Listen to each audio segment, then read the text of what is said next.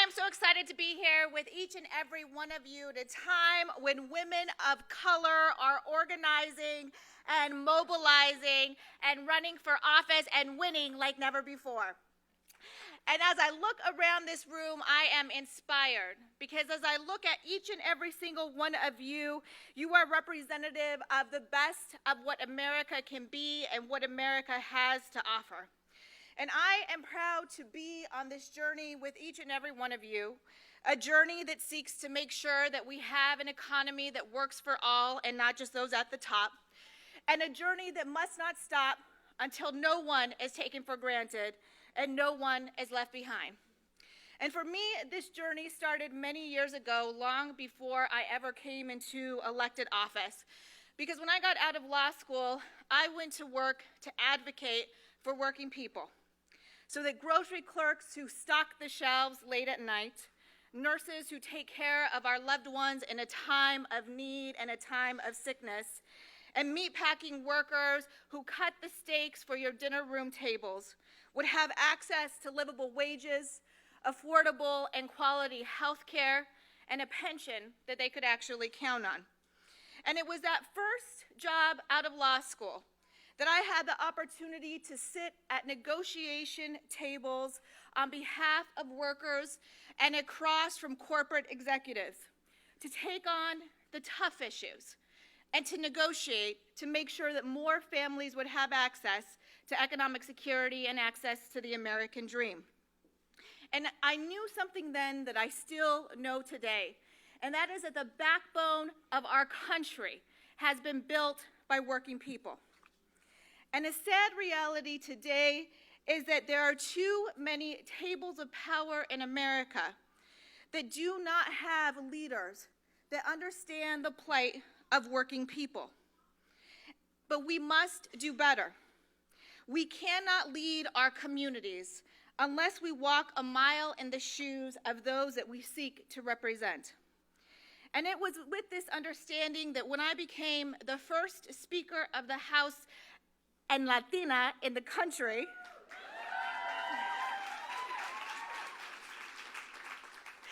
that I came into the position with a sense of urgency and an understanding that the status quo would not work, so that we would work together to never miss an opportunity to be able to deliver results to the people who have elected us. And I am proud to say that in collaboration with my colleagues, the last 2 legislative sessions are being held up in the state of Colorado as the most productive in a decade. Because it turns out that when you put women of color in charge, we get things done. And so as we continue this journey together to level the playing field, it is more important than ever that we also stand firm against the elevation of hate and of fear. And that is why in Colorado, we passed the bill, Colorado Assets, so that undocumented students could gain access to in-state tuition. Last legislative session, we fought for and we won the reauthorization of the Civil Rights Division so workplaces and public accommodations and housing can be free from discrimination and harassment in our state. And this past June, when I heard of the manufactured humanitarian crisis that was happening at our nation's border, at a time when families were fleeing to the United States to seek asylum, I went to Tornillo, Texas, also known as a tent city, to give a voice to the voiceless for those families that were being separated. And regardless of whether you are a Republican, a Democrat, or an unaffiliated, I would hope that we would all be able to agree that tearing those boys and girls away from their mothers and fathers without even having sufficient documentation of which kids belonged to which parents was cruel and it was inhumane. And right before I got to the border, I saw that our First Lady, Melania Trump, wore a jacket because she was there visiting a detention center. And the jacket said, "I don't care, do you?" And when she was asked about it, she said, well, it was just a jacket. And when I saw that, I decided to make my own fashion statement and make my own jacket. And so I wore this jacket to the border, which says, Colorado does care, to send the message that Colorado does care and America does care, because we are a country of compassion and we are a country of love. And at times when it is difficult to love, we must love harder.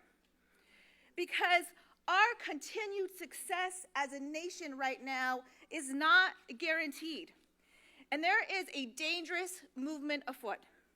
Because if the elevation of hate and of fear catches hold, if language that is not normal becomes normalized, then our democracy itself is at risk. And as we continue our journey together, I know that there is much frustration and anger, fatigue at times to see a Supreme Court nominee that is sure to strip the rights away of many, to see tax breaks for the wealthy while hardworking families still have a difficult time getting ahead, and special interest dollars that come into our elections to be able to buy them. But in these times that I think about when I was 29 years old and I decided to run for office, and I was outspent and there were attack ads against me, and I know that I would not be standing here in front of you today if it wasn't for the power of something that is greater than money in this country, and that is the power of people. It is the power of us to be able to build our communities. And in a time of tragedy, it is incumbent on each and every single one of us to make sure that America's future is a story of triumph. And I am convinced that it will be women of color who lead us to where we need to go.